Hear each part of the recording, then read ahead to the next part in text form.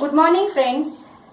As we are studying the classification of animals, in the previous video we had discussed about the phylum Porifera and the Cnidaria or the Coelenterata. The next phylum that we have to study is the phylum Platyhelminthes. The name Platyhelminthes, it gives its meaning. What is a Platyhelminthes? Platy means plate-like or the strip-like or the leaf-like. The animals which are included in the Platyhelminthes, they are plate-like, flat or a ribbon-like animals, or we can say helminth. Helminth means worms. So these animals, they are plate-like or the ribbon-like, and hence the name that is a Platyhelminthes. Now, the common animals which are included in the Platyhelminthes, that you might have been familiar with this animal, that is the liver flax, tapeworm and the planaria. Now we have to see what are the characters of this animal. Look at here. As we are moving from the Porifera to up to the Hemichordata, we can see the organs they are developed.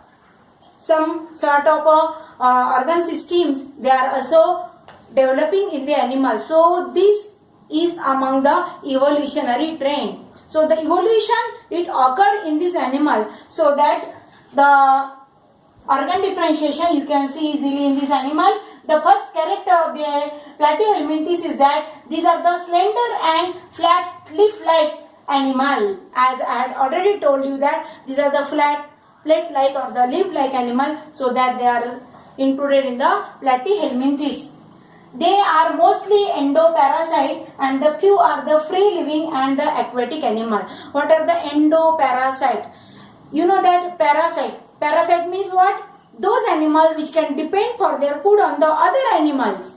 They are called as the parasitic animal. And the endo means inside. Those animals which are present inside the body of other animal, and they suck the food or the nutrition from this animal, they are included in the endoparasite. Endo and ecto. In the next phylum we have to study the ectoparasite. So what is the meaning of endoparasite? The animals which are depends on the other animal internally. Internally they are called as the endoparasite, and the few are the free living and aquatic. Some of the animals which are included in the Platyhelminthes, they may be the free living worms. They may be free living and they are aquatic in nature. Aquatic means they are all present in a water. So they are all the aquatic in nature. They are acoelomate. What is a coelom? Coelom is nothing but the body cavity. The body cavity is absent. So such animals, they are called as the acoelomate animal. All the worms which are included in the Platyhelminthes, they are acoelomate, so that the body cavity is absent in this animal. Now what type of symmetry? These are the bilaterally symmetrical animal. Look at here. You can zoom the liver flax. This liver flax, it shows the at this side. This is a liver flax. You can see if we cut this animal through this plane, whether it is divisible into two equal parts? Yes, definitely. But if we cut it through this plane, whether it is divisible into two equal parts? No. And the upper side there is a mouth, and the lower side there is the excretory pore. So the organs, they are not divisible into two equal parts. So this animal, it can be cut into two equal parts through only one plane. So that the symmetry which is shown by these liver flax or the platyhelminth, that is the bilaterally symmetrical animal. Now the next character, these are the triploblastic. What is the meaning of triploblastic? Body consists of three germ layers: ectoderm, mesoderm and endoderm. As I had already told you, for your understanding, for your remembrance, that from Platyhelminthes onward, all the animals, they are triploblastic. Only the Cnidarians are diploblastic. And from the Platyhelminthes onwards, all the other animals, they are the triploblastic. In the exam, the question may ask, the Cnidarians are either diploblastic or a triploblastic. So you can easily write that. Okay. So they are the triploblastic. Now the next point, that is they are the hermaphrodite. What is the meaning of hermaphrodite? Hermaphrodite means bisexual. Means both the male and female gametes, they are produced by the same animal. They are called as the hermaphrodite animals. They are the hermaphrodites. Then example of this one is that is the planaria, liver pluck and tapeworm. Now here both these three examples they are shown. Here it is a planaria. Here it is a planaria. Where we had studied about the planaria. I think we had discussed it previously about the planaria. What type of grade of organization is present? It shows the tissue grade of organization in a planaria. Now the another example, that is a tapeworm. As I had already told you that these are the endoparasite. This a tapeworm, and this liver pluck is present in the animals, cattle, grazing cattle. You can see easily at the upper side there is a oral suckers are present here, mouth region and oral sucker. This oral sucker, they play the role of a jaws of the higher animal, and they attach to the skin of the other or the body internal intestine of the other animal, higher animals, and they sucks the nutrition. In that similar way, tapeworm, where it is present? For the tapeworm, the host is human being. Look at here. This worm, tapeworm, is present inside the body of the human being, and it sucks the nutrition. Whenever we suffer from the severe abdominal pain,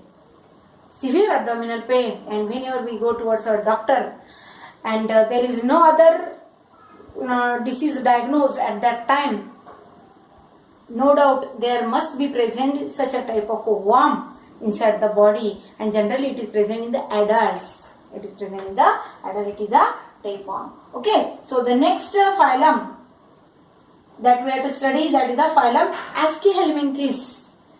Aschelminthes, and the common animal that we are familiar with this, that is the Ascaris. And this Ascaris is also endoparasite which is present inside the body of the human being. You can see the structure of the Ascaris, which is a unisexual animal. So here both the male and female I had shown you, male and female. So the first character of the Aschelminthes, that is body is a thread-like and cylindrical, like to that of the earthworm. You might have you does not seen the Ascaris, but you had seen the earthworm, and in the earthworm the body is cylindrical. In that similar, actually there are many differences among the earthworm and the Ascaris, but just the what is the meaning of cylindrical body? It is a rounded. Okay, so such a type of body is present in the Ascaris. Then next character, that is they may be the free living or the endoparasite. These animals which are included in the Aschelminthes, they may be the free living. Free living means they are present outside the body. They may be free living or a parasitic. They are the endoparasitic, as I had already told you. Ascaris is present inside our body.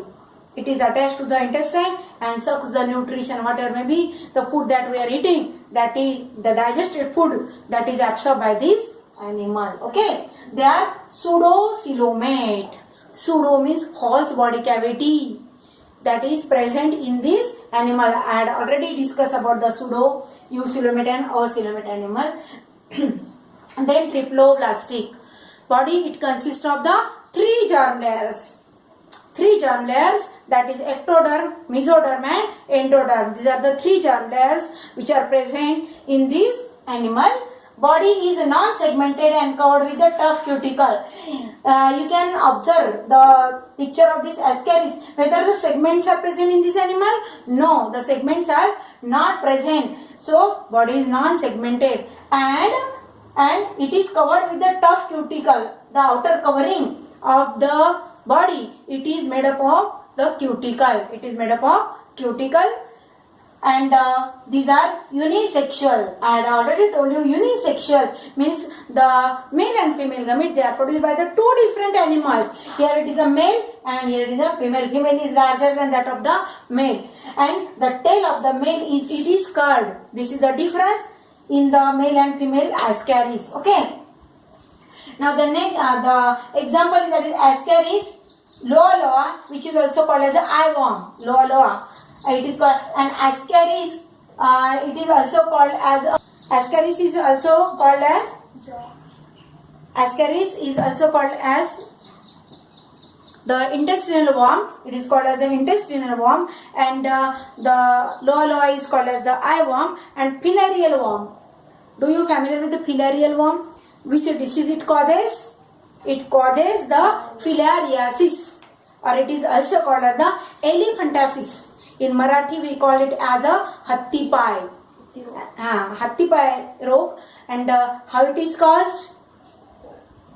Generally this filarial worm is present in a marine water or a sea water, and whenever we go for a tour at the beaches, coastal areas, okay, generally this filarial worm is present in the Kerala, because Kerala it is surrounded by the seashore, and generally whenever we went there, at that time we enter in the sea water, and at that time if there is any injured part or injury which occurred to our skin, that is the part of our body which is deep inside the sea water, then this, if the worm is present, then it is entered in our body, okay, and then we unknowingly get that disease, that is a filarial worm. So be careful whenever you are going towards such a places, then preferably that you should not went in such a water, or if you went, then you should be careful, otherwise you may get such a disease, okay, that is the filariasis or the elephantiasis, and this disease is not present in our area, okay, because we are not residing in the seashore area, okay. So in this way the disease, that is the filariasis or the filarial worm. Next, that is the phylum Annelida. I think we will see this phylum in the next video because of the limitation of a video time.